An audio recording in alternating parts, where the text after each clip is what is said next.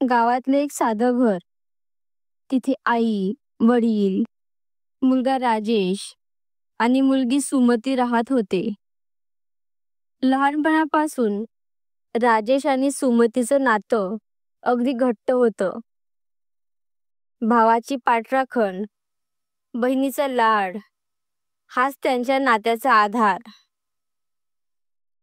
आई म्हणते, राजू, तुझ्या बहिणीवर जपून लक्ष ठेव. ती माझा जीव आहे रे. राजेश हसून म्हणतो, आई, काळजी नको ग करू. माझी बहीण माझ्या डोळ्यांतली पापणी आहे. काळ गेला आणि सुमतीचे लग्न झालं. सगळ्यांनी डोळ्यात पाणी आणून मुलीला सासरी पाठवलं. पण माहेराशी नातं संपलं नाही. उलट सुमतीचं मन रोज माहेराकडेच धाव घेत राहिलं. सुमती सासरी बसून, माझं माहेर, माझं छोटंसं जग, भावाला आणि आईवडिलांना मी रोज भेटायला जाईन. सुरुवातीला सगळं छान होतं, पण नंतर एक गोष्ट बदलायला लागली. सुमती दर आठवड्याला माहेरी जाऊन घरातील कामांमध्ये हस्तक्षेप करू लागली. सुमती भावजईला म्हणाली, अनिता, भाजी अशी नाही तर तशी करायची. घर साफ करताना ह्या कोपऱ्यात लक्ष दिलं का? आणि हो, राजूची काळजी नीट घे. त्याला वेळेवर जेवायला घाल. अनिता हसून पण आतून त्रस्त होती. हो बाई, बरोबर.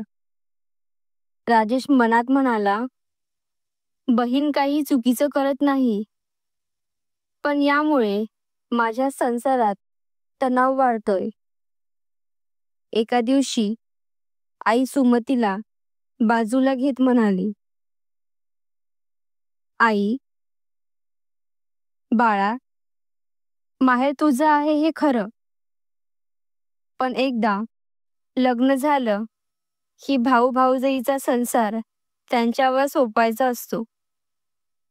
तू प्रेमाने येशील, सगळ्यांना भेटशील, पण रोजच्या गोष्टींमध्ये डोकावलंस तर संसाराचं गाडं डगमगेल.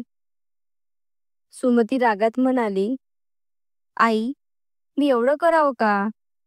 मी तर प्रेमाने बोलते. आई म्हणाली, हो ग, पण लक्षात ठेव, जास्त जवळीक कधी कधी दुरावा आणते. अनिता राजेशला म्हणाली, तुझ्या बहिणीचं रोजचं बोलणं मी किती सहन करू? माझा संसार मी कसा चालवायचा हे मला कळतं. राजेश हळू आवाजात म्हणाला, अनिता, बहीण आहे म्हणून मी गप्प बसतोय, पण तुझं म्हणणं खरं आहे. सुमती ही सगळं ऐकते. तिच्या डोळ्यांतून पाणी येतं. सुमती मनाशी म्हणते, मी तर भावाच्या आणि भावजाईच्या भल्यासाठी बोलले, पण माझ्या डोकावण्यामुळेच दोघांमध्ये वाद होतोय. पुढच्या वेळी सुमती माहेरी आली तेव्हा सुमती भावजाईचा हात धरून म्हणते, अनिता, मी तुला मनापासून सांगते, हे घर आता तुझं आहे. मी इथे येईल, प्रेमाने वेळ घालवेन, पण तुझ्या संसारात डोकावणार नाही. कारण मला माझ्या भावाचं घर सुखी पाहायचं आहे. आणि त्याच्या डोळ्यात पाणी येतं. राजेशही बहिणीचा हात धरतो. राजेश म्हणतो, तू माझ्या आयुष्याचा खरा आधार आहेस बहिणी. आज तू माझा संसार वाचवलास. लग्नानंतर नंदेचं माहेरावरचं प्रेम कमी होत नाही, पण संसार चालवण्याची जबाबदारी भावजाईवर सोपवणं हाच खरा शहाणपणा. नणंद जर समजूतदारपणे मागे सरकली तर दोन घरांचं सुख अबाधित राहतं.